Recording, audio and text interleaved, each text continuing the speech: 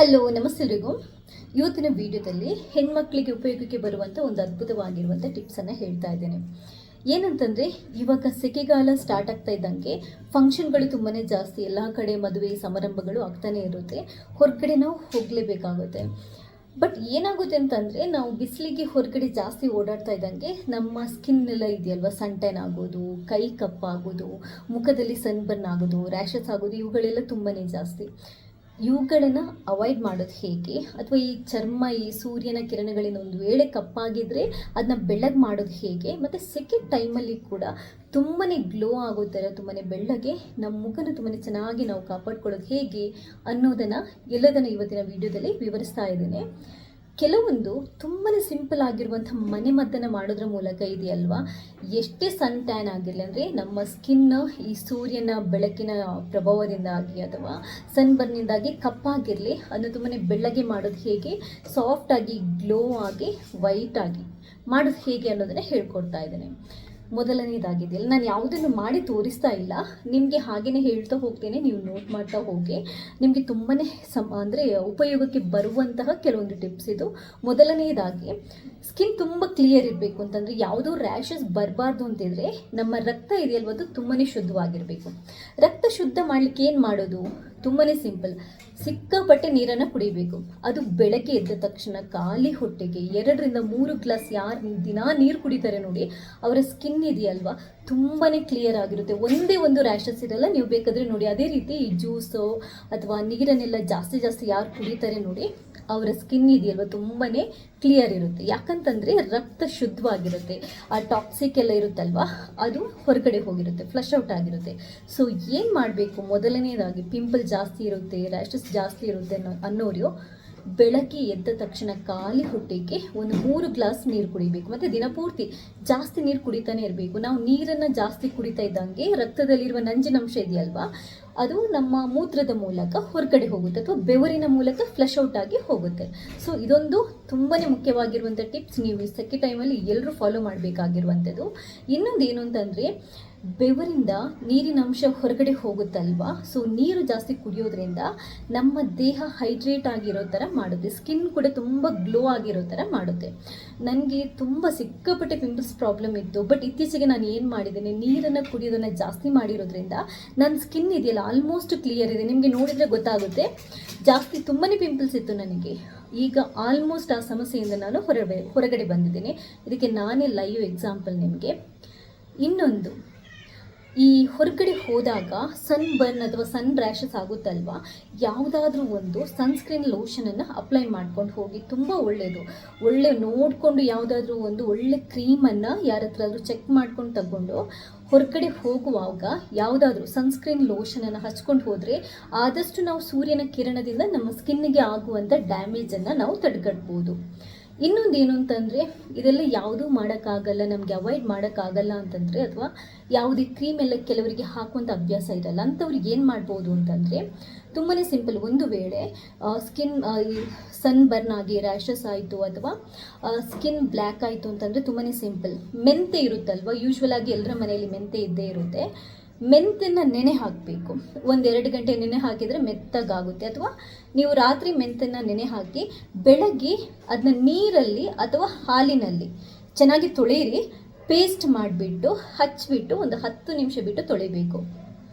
Just ವಾರದಲ್ಲಿ 1-2-3 ಸರಿ ಮಾಡಿ, ಎಷ್ಟೇ ಸನ್ಬರ್ನ್ ಇರಲಿ, ಎಷ್ಟೇ ಸನ್ ರ್ಯಾಷಸ್ ಇರಲಿ ತುಂಬಾ ಕಮ್ಮಿ ಆಗುತ್ತೆ. ಮತ್ತು ರ್ಯಾಷಸ್ ಇದ್ದರೂ ಕೂಡ ತುಂಬಾ ಕ್ಲಿಯರ್ ಆಗುತ್ತೆ.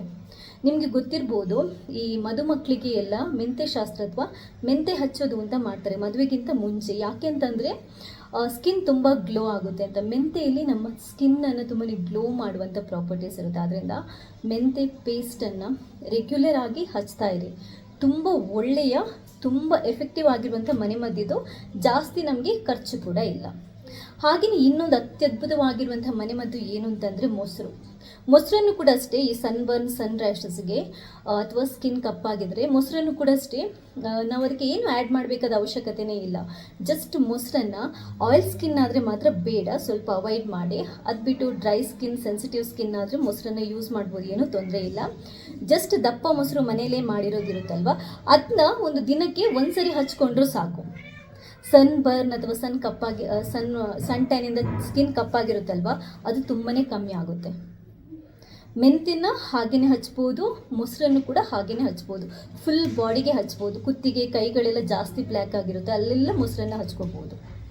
ಇನ್ನೊಂದು ಏನು ಅಂತಂದರೆ ಬರೀ ಹಾಲನ್ನು ಬೇಕಾದರೂ ಹಚ್ಕೋಬೋದು. ಇದು ಕೂಡ ಸ್ಕಿನ್ನ ಕಲ್ಲರನ್ನು ಬ್ರೈಟ್ ಮಾಡಲಿಕ್ಕೆ, ವೈಟನ್ ಮಾಡಲಿಕ್ಕೆ ಬರೀ ಹಾಲು ಕೂಡ ತುಂಬ ಒಳ್ಳೆಯದು. ನಾವು ಕುದಿಸಿ ತಣ್ಣಗಾಗಿರುವಂಥ ಹಾಲನ್ನು ಯೂಸ್ ಮಾಡೋದು ಒಳ್ಳೆಯದು, ಹಸಿ ಹಾಲು ಬೇಡ. ಹಾಲು ಕೂಡ ಅಷ್ಟೇ ಸ್ಕಿನ್ನನ್ನು ಇದೆಯಲ್ವ, ಸ್ಕಿನ್ ಕಲರನ್ನು ತುಂಬಾ ಅಂದರೆ ಲೈಟನ್ ಮಾಡುತ್ತೆ. ಇದನ್ನ ದಿನ 2 ಸರಿ ಹಚ್ಬೋದು.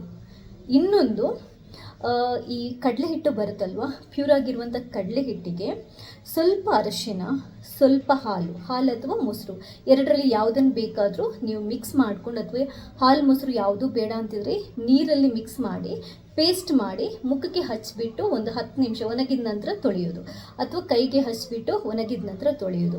ಇದನ್ನು ಕೂಡ ವಾರದಲ್ಲಿ ಒಂದು 3ರಿಂದ 4 ಸರಿ ಆರಾಮ್ಸೆ ಮಾಡ್ಬೋದು. ನೀವು ಸೋಪನ್ನು ಬೇಕಾದರೂ ಯೂಸ್ ಮಾಡೋದೇ ಬೇಡ, ಡೈಲಿ ಕಡಲೆ ಹಿಟ್ಟು ಹಚ್ಚಿ ಮುಖ ತೊಳೆದು ನೋಡಿ, ಸ್ಕಿನ್ ಎಷ್ಟು ಕ್ಲಿಯರ್, ಎಷ್ಟು ವೈಟ್ ಆಗುತ್ತೆ ಅಂತಂದರೆ ಅಷ್ಟು ಸೂಪರ್ ಆಗುತ್ತೆ ಸ್ಕಿನ್.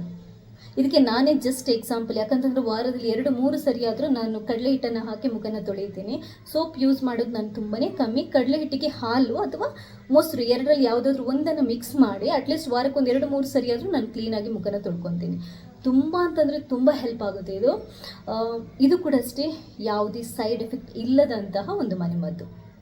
4ನೇದು ಏನು ಅಂತಂದರೆ ಅಲುವೆರಾ ಕೂಡ ಅಷ್ಟೇ, ಜಸ್ಟ್ ಅದರ ಜೆಲ್ ಬರುತ್ತಲ್ಲ, ಮನೆಯಲ್ಲೇ ಇದ್ದರೆ ಅಲುವೆರಾ ಇದ್ದರೆ ನೀವು ಗಿಡದಿಂದ ಕಟ್ ಮಾಡಿ ಅದರ ಮೇಲ್ಗಡೆ ಸಿಪ್ಪೆನ ತೆಗೆದ್ಬಿಟ್ಟು ಆ ಜೆಲ್ಲನ್ನು ಡೈರೆಕ್ಟಾಗಿ ಹಚ್ಚುವಂಥದ್ದು. ವಾರಕ್ಕೆ 2 ಸರಿ ಹಚ್ಬೋದು.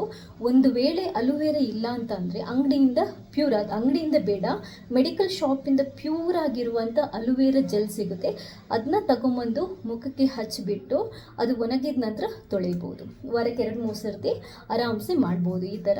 ಸೊ ಇವಿಷ್ಟು ತುಂಬಾ ಸಿಂಪಲ್ ಆಗಿರುವಂಥ ಮನೆಮದ್ದನ್ನು ನಾನು ಹೇಳ್ಕೊಟ್ಟಿದ್ದೇನೆ. ಇದರೊಟ್ಟಿಗೆ ಈ ಕಾಯಿ ಹೊಡಿತೀವಲ್ವ, ನಾವು ಕಾಯಿ ಹೊಡಿಯುವಾಗ ನೀರು ಬರುತ್ತಲ್ವ, ಅದನ್ನು ಕೂಡ ಮುಖಕ್ಕೆ ಹಚ್ಕೋಬೋದು. ಎಳ್ನೀರನ್ನು ಕೂಡ ಮುಖಕ್ಕೆ ಹಚ್ಬೋದು. ಹಾಗೆಯೇ ನಾವು ಗಂಜಿ ಬೇಯಿಸ್ತೀವಲ್ವ, ಅಥವಾ ಈ ಕುಚ್ಚಲಕ್ಕಿ ಗಂಜಿ ಬೇಯಿಸಿದಾಗ ನಮಗೆ ಆ ಗಂಜಿ ತಿಳಿ ಸಿಗುತ್ತಲ್ವ, ಅದನ್ನು ಕೂಡ ಮುಖಕ್ಕೆ ಹಚ್ಚೋದ್ರಿಂದ ತುಂಬಾ ಮುಖ ಬ್ರೈಟ್ ಆಗುತ್ತೆ ಅಂತ ಹೇಳ್ತಾರೆ. ಅಂದರೆ ಅದರಲ್ಲಿ ವಿಟಮಿನ್ ಇ ಇದೆಯಲ್ವ, ತುಂಬಾ ಜಾಸ್ತಿ ಇರುತ್ತೆ ರೈಸ್ ವಾಟರಲ್ಲಿ. ವಿಟಮಿನ್ ಇ ಸ್ಕಿನ್ ಪ್ರೊಟೆಕ್ಷನಿಗೆ, ಸ್ಕಿನ್ನ ಕಾಂತಿ ವರ್ಧನೆಗೆ ತುಂಬಾ ಒಳ್ಳೆಯದು. ಆದ್ದರಿಂದ ಈ ಗಂಜಿ ತಿಳಿ ಇರುತ್ತಲ್ವ, ಅದನ್ನು ಕೂಡ ನೀವು ರೆಗ್ಯುಲರ್ ಆಗಿ ಹಚ್ತಾ ಇದ್ದರೆ ನಿಮಗೆ ಗೊತ್ತಾಗುತ್ತೆ ನಿಮ್ಮ ಸ್ಕಿನ್ ಎಷ್ಟು ಬ್ರೈಟ್ ಆಗುತ್ತೆ, ಎಷ್ಟು ವೈಟ್ ಆಗುತ್ತೆ ಅಂತ. ಅದರ ನಂತರ ನೀವು ಹೊರಗಡೆ ಹೋಗುವಾಗ, ತುಂಬ ಬಿಸಿಲಿರುವಾಗ ಹೊರಗಡೆ ಹೋಗುವಾಗ ಆದಷ್ಟು ಕ್ಯಾಪನ್ನು ಹಾಕ್ಕೊಳ್ಳಿ, ಅಥವಾ ಮುಖವನ್ನು ಕವರ್ ಮಾಡ್ಕೊಳ್ಳಿ. ಶಾಲ್ ಹಾಕ್ಕೊಂಡು ಮುಖವನ್ನು ಕವರ್ ಮಾಡಿಕೊಂಡು ಆದಷ್ಟು ಬಿಸಿಲಿಂದ ಪ್ರೊಟೆಕ್ಷನ್ ಮಾಡ್ಕೊಳ್ಳಿ. ಯಾಕಂತಂದರೆ ಒಂದು ಸರಿ ನಮ್ಮ ಸ್ಕಿನ್ ಹಾಳಾಯಿತು ಅಂತಂದರೆ ಅಟ್ಲೀಸ್ಟ್ ನಿಮಗೆ ಸ್ವಲ್ಪ ದಿನ ಆದರೂ ಬೇಕಾಗುತ್ತೆ ಆ ಮುಂಚಿನ ಕಾಂತಿ ಬರಬೇಕಿದ್ರೆ. ಅದಕ್ಕೋಸ್ಕರ ನಾನು ಹೇಳ್ತಾ ಇರೋದು, ಆದಷ್ಟು ನಾವು ಪ್ರೊಟೆಕ್ಷನ್ ಮಾಡೋದು ತುಂಬಾ ಒಳ್ಳೆಯದು. ಇದು ಯಾವುದು ಸಾಧ್ಯ ಆಗಿಲ್ಲ ಅಂತಂದರೆ ನಾನು ಹೇಳಿರುವಂಥ ಮನೆಮದ್ದನ್ನು ಮಾಡಿ ನೋಡಿ, ನಿಮ್ಮ ಸ್ಕಿನ್ ಎಷ್ಟು ಚೇಂಜ್ ಆಗುತ್ತೆ, ಎಷ್ಟು ಸೂಪರ್ ಆಗುತ್ತೆ ಅಂತ ನೆಕ್ಸ್ಟ್ ನೀವೇ ನನಗೆ ಕಮೆಂಟ್ ಮಾಡಿ ಹೇಳ್ತೀರಾ. ಈ ವಿಡಿಯೋ ಇಷ್ಟ ಆದರೆ ಲೈಕ್ ಮಾಡಿ, ಹಾಗೆ ನೀವು ಮಾತ್ರ ನೋಡೋದಲ್ಲ ಬೇರೆಯವರಿಗೆ ಕೂಡ ಶೇರ್ ಮಾಡಿ. ಥ್ಯಾಂಕ್ಸ್ ಎಲ್ರಿಗೂ.